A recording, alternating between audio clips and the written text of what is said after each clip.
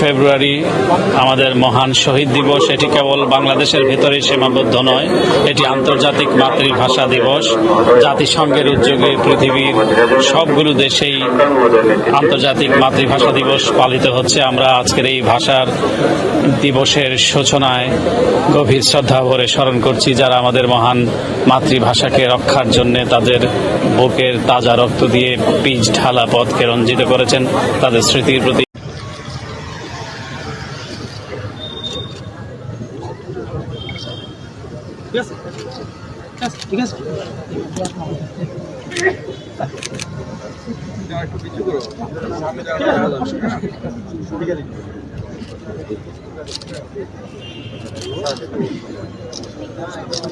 আর কিছুক্ষণের মধ্যেই শ্রদ্ধা নিবেদন শুরু হবে। সকলকে অনুরোধ করব জুতা খুলে শহীদ বেদিতে ওঠার জন্য।